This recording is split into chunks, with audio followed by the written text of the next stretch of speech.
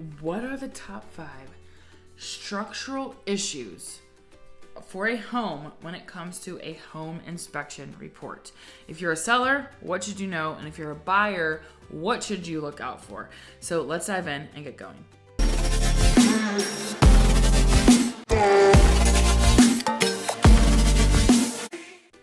Hey, what's up? It's me, Haley Jones, and welcome to our series about home inspections. Now, for sellers, these are things you want to look at. These are things that you want to think about. Can I fix these before I even list?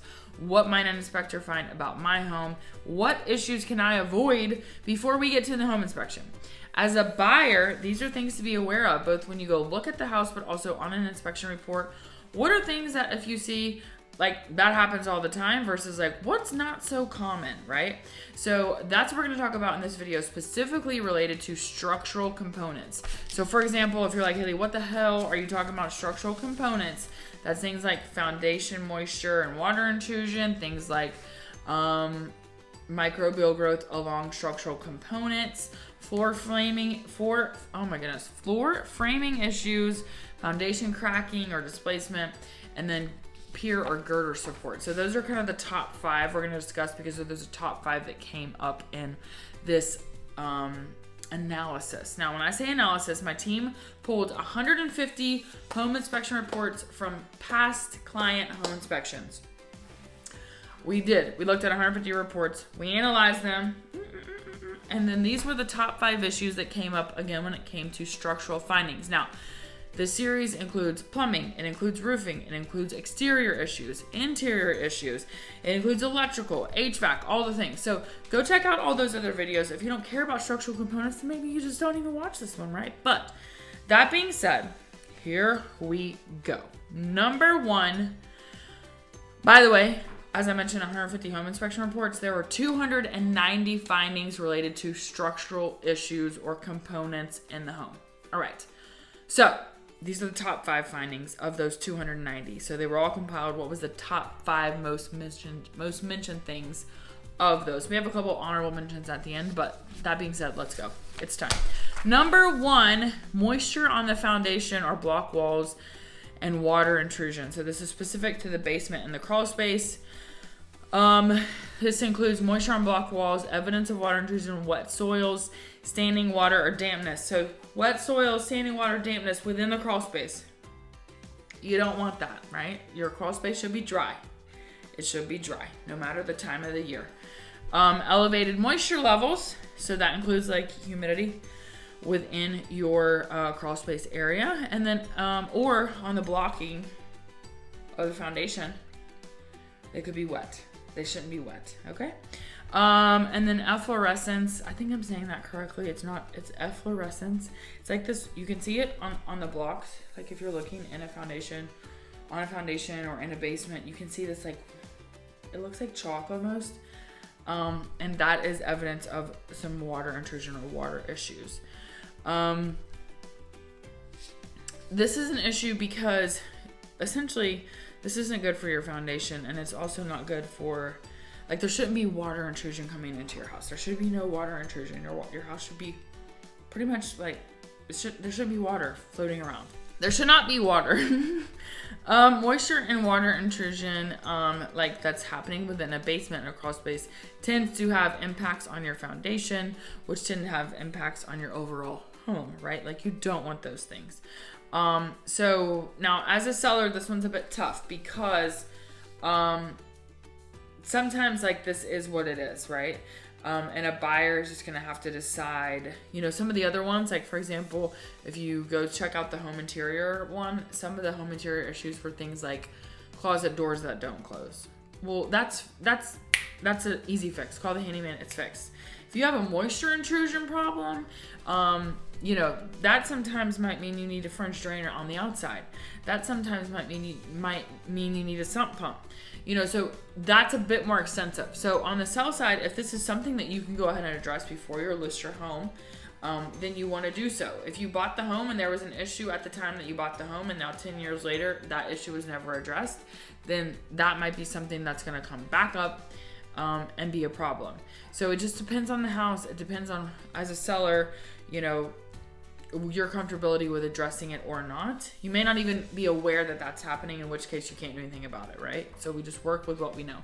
Your agent, for example, if I came out and looked and I saw like, what's going on here? Like, is this wet? Like, you know, there's dampness in the crawl space, those kind of things. Like, we would note those, and then it's, you know, to your choice if that's something you want to address or not. On the buy side, I find that people that are local to East Tennessee are used to seeing moisture in a crawl space. They're kind of used to that. Like, we have a wet climate. We have a lot of basements that are underground.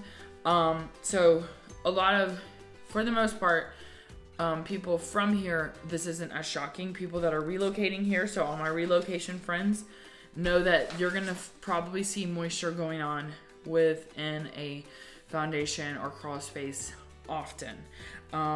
You know, it kind of is what it is. Sometimes there's poor ventilation in a crawl space. Sometimes you will have spots of standing water. Sometimes you can see that there's been mud or some water standing in that crawl space. So it's not ideal, but let's be real, it exists, okay? Number 2, crawl space, microbial growth, or mold-like substance on structural surfaces.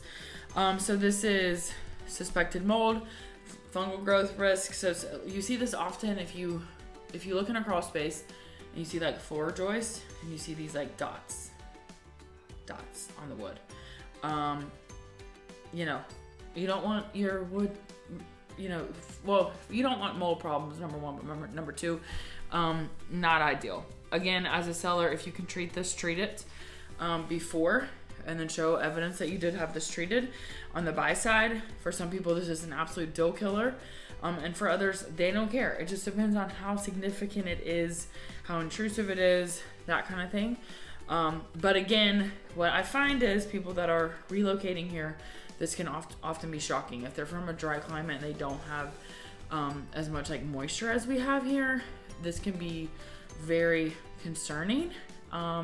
Local people, East Tennessee people tend to be like, ugh, it is what it is. So it just really depends. Like, this could or could not be a deal killer. As a buyer, note that this could be something that could happen. And it could be as easy as having something treated, not necessarily replacing the floor joist. So anyways, number 3, floor structural damage, such as deterioration or damaged floor framing members, rotted joists separating or dropping, moisture damaged rim joists or steel plating, and then floor structure replacement or repairs needed. So this one to me, on a sell side, is an avoidable one. If you've got deteriorating floor joists, if your floors are like bouncing, which I've seen multiple times, like, we can all feel that. If a buyer walks across the floor, it's going to be obvious the floor is moving. So that's something you could address beforehand. Have someone come and address and fix it before you even get on the market, because it's going to show up on an inspection report. And again, people do not like structural problems. I mean, like we don't. It doesn't make sense. It doesn't make sense to be like, yeah, let's buy this house. It has a structural problem. A floor joist is that.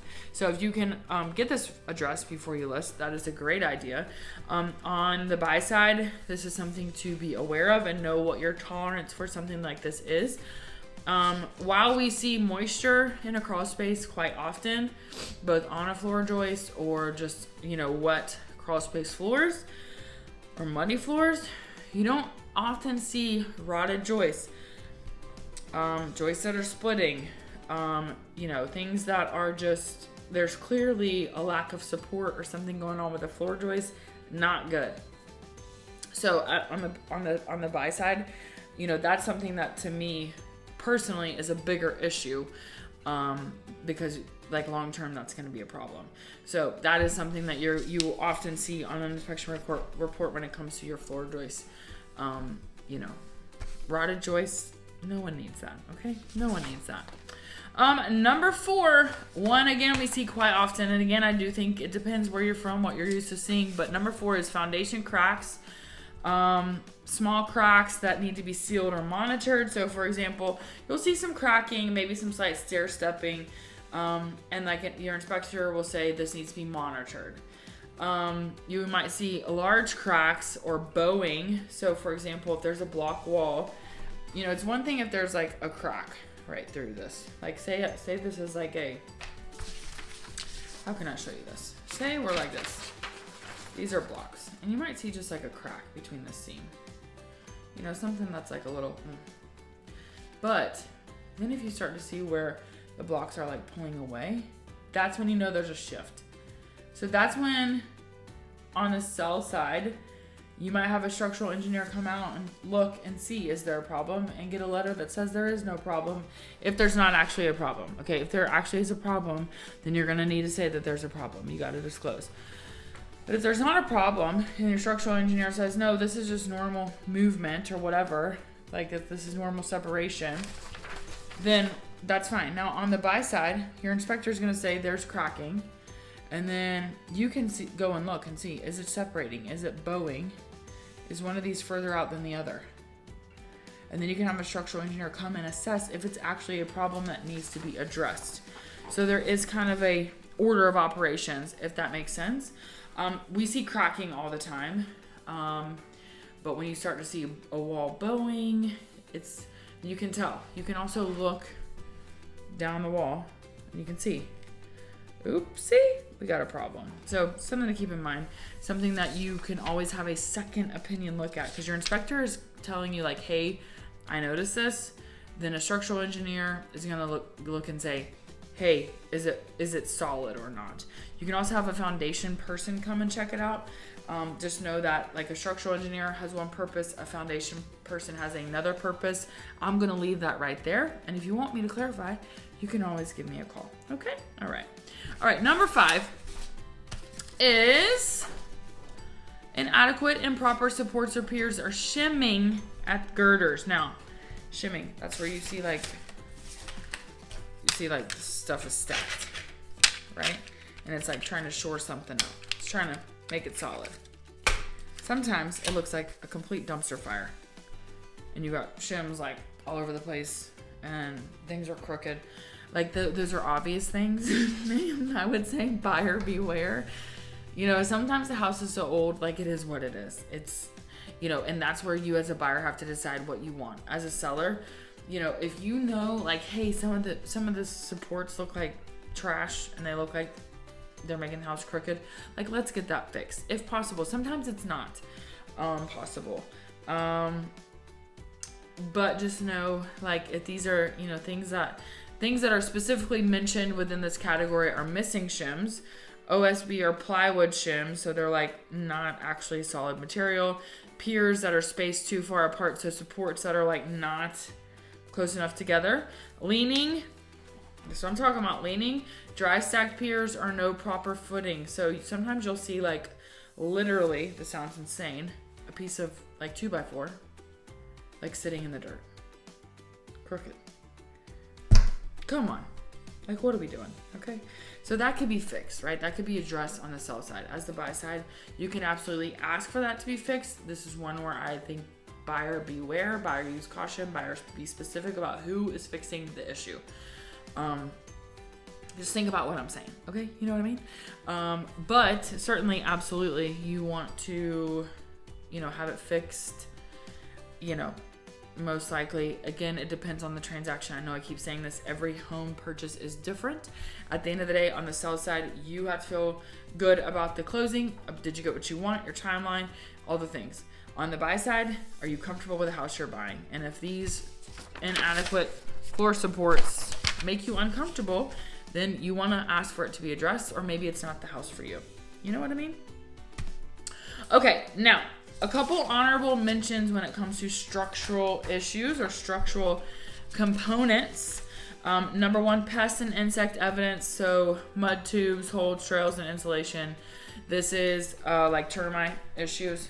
You know, maybe the wood joist is eaten up with termites. Not good. That as a seller, like you could address that before you list.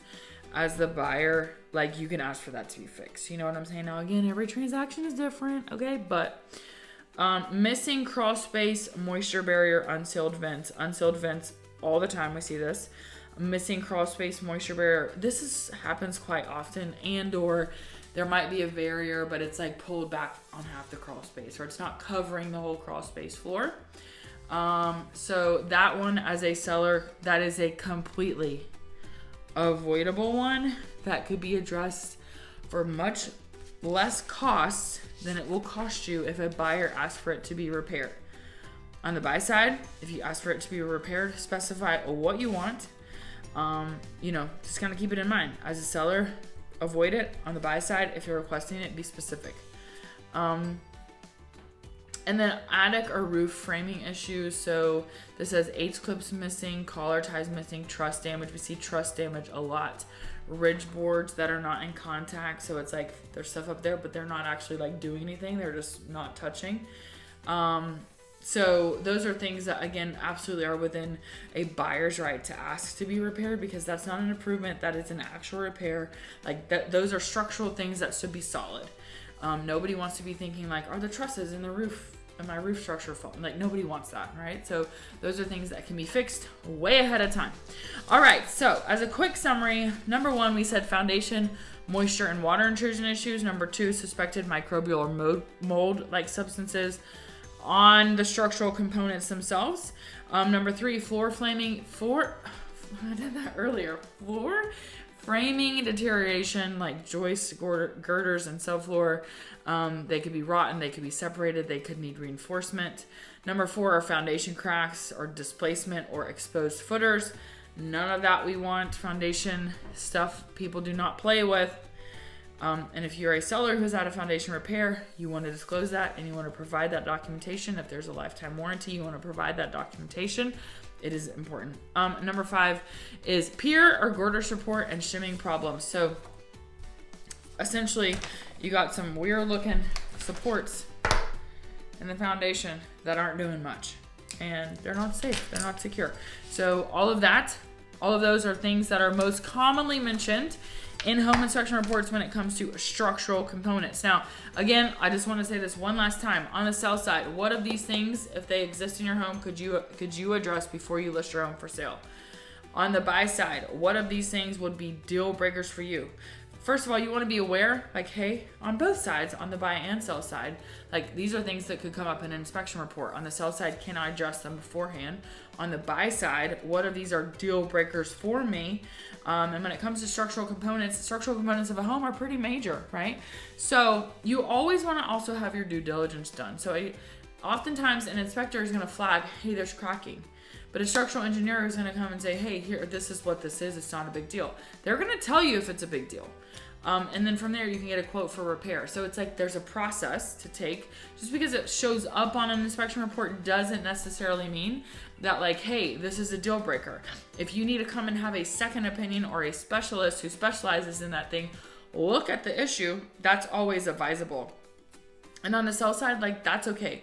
The buyers have it within their right to do any and all inspections during their inspection period. So just kind of keep that in mind. It's part of the process. When we work a home sale or a home purchase, we work the steps one at a time. Do. There is an order of operations, and we make sure that on both sides, all sides, come to the closing table. So that's the goal. And so we got to work the steps in order to get there.